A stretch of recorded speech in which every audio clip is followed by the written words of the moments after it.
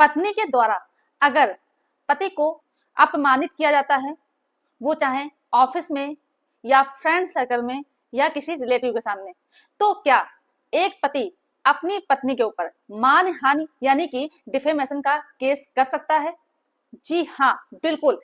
आज हम एक ऐसे जजमेंट के बारे में आप लोगों से बात करने वाले हैं जिसमें पति ने अपनी पत्नी के अगेंस्ट में मानहानि यानी कि डिफेमेशन का केस किया था और उसके केस को जो पति के द्वारा एप्लीकेशन दी गई थी उसे अलाउ किया गया और पत्नी के ऊपर 15 लाख रुपए का जुर्माना लगाया गया। तो ये वीडियो आप सभी लोगों के लिए बहुत ही ज्यादा महत्वपूर्ण होने वाली है। तो आप लोगों को करना क्या है कि इस वीडियो को पूरा अंत तक देखना है, बिल्कुल भी स्किप नहीं करना है, तभी आप सब लोगों को अच्छे से जानकारी समझ में आएगी। दूसरा काम आप सभी लोगों को ये करना है कि अगर आप नए हैं, चैनल में पहली बार आए हैं, वीडियो को पहली बार देख रहे हैं, तो ये आपका ही चैनल है, आप इसे सब्सक्राइब जरूर कर दें, साथ में बेल आइकन जरूर दबा दें, जिससे कि हम जो भी नई अपडेट डालें उसका नोटिफिकेशन आपके पास आता रहे और आप जानकारी प्राप्त करते रहें। नमस्कार दोस्तों, मैं एडवोकेट दिव्या आपका आपके इस YouTube चैनल में स्वागत है। इस जजमेंट में होता ये है कि 2001 में इन लोगों की शादी होती है, फिर इसके बाद समय बीतता चला जाता है, फिर 2003 में एक बेटी होती है। इसके बाद जब बेटी हो जाती है तो जो पति पत्नी के बीच में रिश्ता होता है, उन दोनों के बीच में रिश्ता खराब होने लगता है। पत्नी आए दिन झगड़ा करती है, विवाद करती है और भी जो उनके परिवार के सदस्य होते हैं उनके साथ भी पत्नी लड़ाई झगड़ा किया करती है।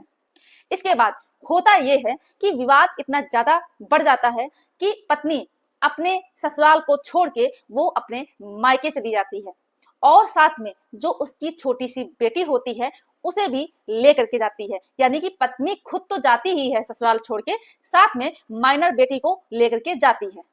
जब पत्नी अपने मायके जाती है, जैसा कि सारे केसेस में आपको सुनने को मिलता होगा कि पत्नी अपने पति से व पति के घर वालों से लड़ाई कर लेती है, इसके बाद वो अपने मायके चली जाती है या अपना ससुराल छोड़ के कहीं और जाकर के रहने लगती है। इसके बाद वो अपने पति व पति के घर वालों के ऊपर केसेस करना शुरू कर देती है। ठीक इस केस में भी यही होता है कि पत्नी अपना ससुराल छोड़ के जब अपने मायके जाती है तो वो वहां पर पहुंच के अपने पति व पति के घर वालों के ऊपर कई सारे केस कर देती है, जिसमें उसने झूठे आरोप लगाए, बेबुनियाद आरोप लगाए और बहुत ही ज्यादा अपमानजनक एलिगेशन यानी कि आरोप लगाए। यहाँ तक कि जो पत्नी होती है वो छोटी सी बच्ची को उसके बाप से मिलने तक नहीं देती है, जिससे परेशान होके पति ने डाइवोर्स का केस किया होता है। वो बताता है जो कि क्रुएल्टी के ग्राउंड पे उसे डाइवोर्स मिल भी जाता है। पति ने केस किया था मानहानि यानी कि डिफेमेशन का, जिसमें उसने ये चीज बताई कि पत्नी के द्वारा अपने फ्रेंड्स को वो मैसेज करती है जिसमें वो मेरे अगेंस्ट तो अपमानजनक शब्दों का प्रयोग करती ही है, साथ में जो मेरे घर वाले यानी जो माता पिता हैं उनके लिए भी अपमानजनक शब्दों का प्रयोग करती है। पत्नी के द्वारा जो एम्प्लॉयर होते हैं उनको ईमेल के द्वारा मैसेज किया गया जिसमें गलत शब्दों का प्रयोग किया गया, यानी कि डिफेमेटरी लैंग्वेज का वो यूज करती थी। पति जब इन चीजों से बहुत ज्यादा परेशान हो गया, वो मेंटली बहुत परेशान रहता था, जिसकी वजह से उसे एक सर्जरी भी करानी पड़ी थी। फिर इसके बाद पति क्या करता है कि पति अपनी पत्नी को लीगल नोटिस भिजवाता है जब उसे इन सारी चीजों की जानकारी होती है। पत्नी को लीगल नोटिस मिल जाती है, लेकिन उसके बावजूद भी पत्नी अपनी हरकतों से बाज नहीं आती है। जब पति ने इन सारी चीजों को कोर्ट में दिखाया, जो मैसेज किए, जो चैटिंग थी, तो पत्नी ने ये चीज बोली कि पति के द्वारा जो चैट दिया गया है, ईमेल की फोटो कॉपी दी गई है, ये सही नहीं है, क्योंकि ये जो एविडेंस एक्ट है उसकी धारा 65B के अंतर्गत नहीं आता है।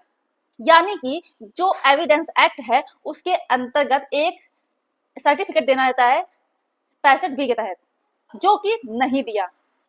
जबकि पति के द्वारा ऑलरेडी पहले से एविडेंस जब वो दिया था उसने, उसी समय उसने सर्टिफिकेट दे दिया था। पत्नी का जब क्रॉस हुआ तो ऑनरेबल हाई कोर्ट ने एक चीज नोटिस और की कि जब पत्नी का क्रॉस हुआ तो पत्नी ने सिर्फ 2 बातों पे फोकस रखा। पहली जो बात थी वो ये थी कि पति की इनकम पे, और दूसरी बात जो थी वो ये थी कि पति का कहीं और अफेयर है। पति के द्वारा जो भी एलिगेशन लगाए गए थे उसमें पत्नी का बिल्कुल भी फोकस नहीं था कि पति ने जो आरोप लगाए हैं डिफेमेशन का वो गलत है। और दूसरी बात, जब पत्नी से क्रॉस केस में पूछा गया कि ये ईमेल किसके द्वारा भेजी गई है, तो पत्नी ने इस चीज को एडमिट किया कि हाँ, ईमेल मेरे द्वारा ही भेजी गई है। इसी तरह से और भी बहुत सारे क्वेश्चंस किए गए थे पत्नी से, जिसका जवाब पत्नी ने नहीं दिया था। फिर ऑनरेबल हाई कोर्ट ने जो पति के द्वारा ईमेल सबमिट किए गए थे उसे बहुत ही ध्यान से पढ़ा, जिसमें कोर्ट ने देखा और ये चीज मानी कि पत्नी द्वारा जो ईमेल में मैसेज किए गए हैं वो बहुत ही गलत शब्दों का प्रयोग करके किया गया है, जिसको कि ऑनरेबल हाई कोर्ट ने अच्छे से देखा। और पत्नी ने किसी भी तरह का ईमेल को लेकर के कोई भी क्वेश्चन नहीं किया और ना ही कोई एप्लीकेशन दी कि ये ईमेल गलत है या फिर गलत तरीके से ये पेश की गई है एविडेंस के तहत। इससे ये चीज तो साफ हो जाती है कि ये जो ईमेल भेजी गई है ये पत्नी के द्वारा ही भेजी गई है, इसमें कोई भी संदेह नहीं था। यहाँ तक कि उसने क्रॉस में भी ये एडमिट किया था कि उसने ईमेल भेजी है। सारी चीजों को देखने और समझने के बाद ऑनरेबल हाई कोर्ट ने पति के द्वारा किया गया डिफेमेशन केस को अलाउ किया और पत्नी के ऊपर 15 लाख रुपए का जुर्माना लगाया।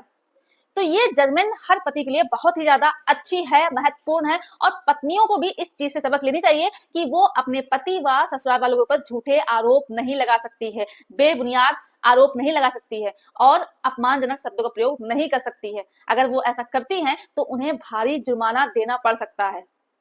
तो ये जानकारी हर पति के लिए बहुत ही ज्यादा लाभदायक रही होगी। अब हर पति को ये भी चीज मालूम हो गई होगी कि कोई भी पत्नी अब अपमानजनक शब्दों का प्रयोग नहीं कर सकती है, वो चाहे ऑफिस हो या फिर कहीं फ्रेंड सर्कल में हो या रिलेटिव के सामने हो, वो कहीं भी अपमानित नहीं कर सकती है अपने पति व पति के घर वालों को। तो ये जो जानकारी है आप सभी लोगों के लिए जरूर महत्वपूर्ण रही होगी। अगर मेरे द्वारा दी गई जानकारी आप सबको पसंद आई हो तो वीडियो को लाइक कर दें, ज्यादा ज्यादा लोगों को शेयर कर दीजिए। दूसरी बात, अगर आपके साथ ही इस तरह की कोई कंडीशन है तो आप इस जजमेंट के तहत न्याय प्राप्त कर सकते हैं। और अभी भी अगर आपने चैनल को सब्सक्राइब नहीं किया है तो प्लीज ये आपका चैनल है, आप इसे सब्सक्राइब जरूर कर दें। धन्यवाद।